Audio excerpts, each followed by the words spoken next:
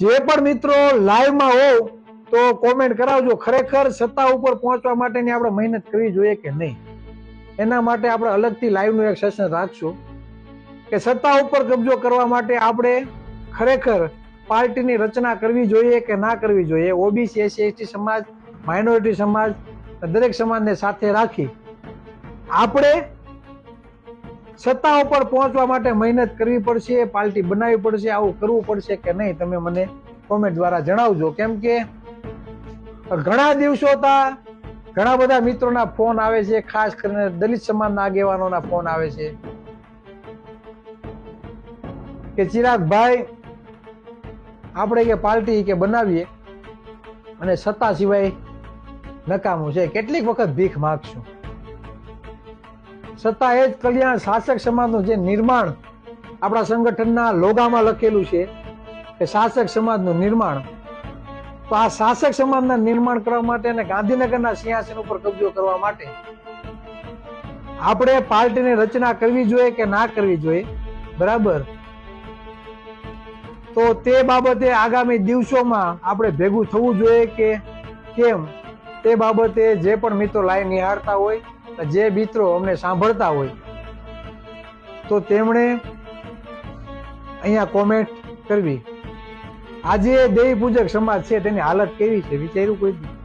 માલધારી સમાજને પૂછજો. આ લોકોએ દરેકની રાજનીતિ ખતમ કરી નાખી. કોળી ઠાકોરને રાખવા પડે જખ મરાવીને. કોળી ઠાકોરને તો રાખવા પડે છે હુકામે કે સૌથી વધારે વોટિંગ છે. બાકી બીજો નાનો નાનો જે ઓબીસી સમાજ છે, જે ઓબીસી સમુદાય છે, આ બધાની રાજનીતિ આ લોકોએ ખતમ કરી નાખી. તમે માલધારી સમાજ લઈ લો, તમે આહિર સમાજ લઈ લો, બીજા તમે ચહેરા જોયો, કેટલા ધારાસભ્ય વધ્યા છે, કેટલા મંત્રીઓ છે. હે, કદાચ મંત્રીઓ હોય તો નિર્ણયો તો ઓલા કે એમ જ લેવાનું. કોળી સમાજના એટલા ધારાસભ્ય હોવા છતાં ન્યાયની ભીખ માંગવા માટે ગાંધીનગર જવું પડે. તો આ સારી વાત કહેવાય કે આપણા માટે દુઃખની વાત કહેવાય? સારી વાત કહેવાય કે આપણા માટે દુઃખની વાત? એટલા ધારાસભ્યો આપણા સમાજમાં પણ છે, છતાં પણ મહુવામાં સમાજની બેનું દીકરીઓ છે ઢોર માર મારી ચામડા કાળા કરી દીધા. હજી કેસ લટકે છે, 307 દાખલ કરવામાં આવી અને પોલીસ વાળા ફરિયાદી છે, લટકે છે.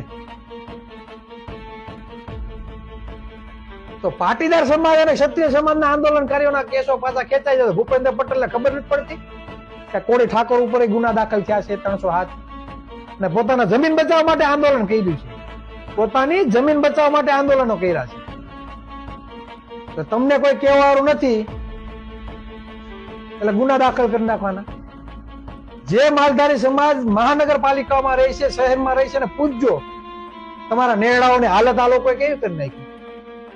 સૌથી વધારે ડિમોલેશન ઓબીસી, એસસી, એસટી સમુદાયના મકાનો પડ્યા છે. હમણાં રાજકોટમાં ડિમોલેશન થયું જંગલેશ્વરમાં, 300 મકાન તો માત્ર આહિર સમાજના હતા, 300 કે 400, 200 મકાન કોળી ઠાકોરના હતા, બીજા બધા ઓબીસી, એસસી, એસટી અને માઇનોરિટી સમાજના હતા. તો મકાન કેમ આપણા જ પડે છે, બીજા કોઈના પડતા નથી? આ નરી આંખે તમારા ઘર પાડી દે છે તો હજી આંખું ખુલતી નથી. મકાન તો રહેવા માટે બનાવવા ને, તમારામાં તહેવાર હોય તો બીજા મકાન બનાવીને એને કહો ને તમે આ જગ્યા ખાલી કરો, એટલે તમને આ જગ્યા અમે આપીએ છીએ મકાન બનાવીને. વર્ષો ત્યાં જે લોકો બાપ દાદાની પેઢી 30, 35, 40 વર્ષ ત્યાં જ્યાં રહે છે એ મકાન પાડી દે નાખો કોકના.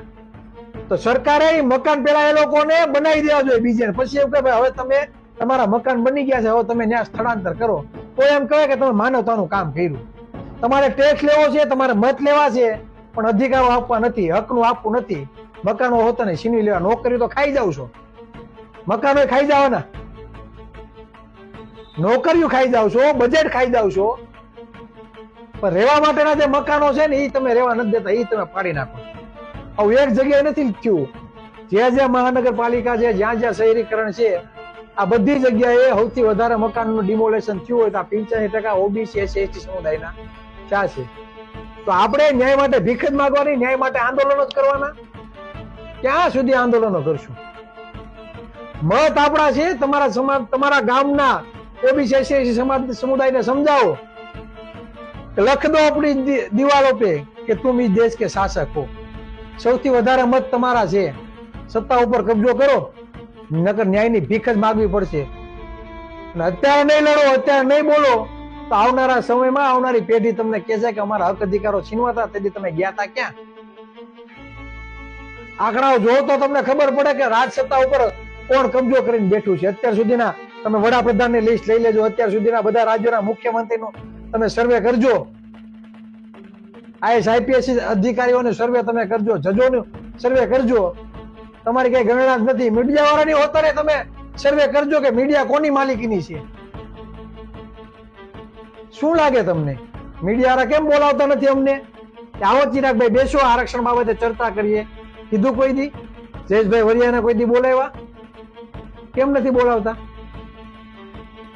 અને ખબર છે કે આની પાસે બધા આંકડાઓ છે, આની પાસે પુસ્તકીય જ્ઞાન છે, વોટ્સઅપયું જ્ઞાન નહીં. જો આને લઈ આવશું તો આગળ પત્તે ઠોકશે ખુલ્લે આમ.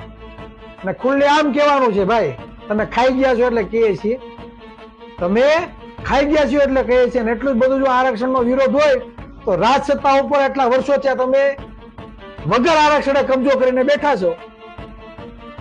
બધાને ખબર પડે જેનો રાજા એની પ્રજા સુખી. જે સમુદાયનો મુખ્યમંત્રી બને, જે સમુદાયનો ઉપમુખ્યમંત્રી ગૃહમંત્રી બને તેના સમુદાયને કેટલો ફાયદો થાય ને, કોઈ બુદ્ધિ વગરનું કે મૂર્ખ નથી કે એને ખબર ન પડે.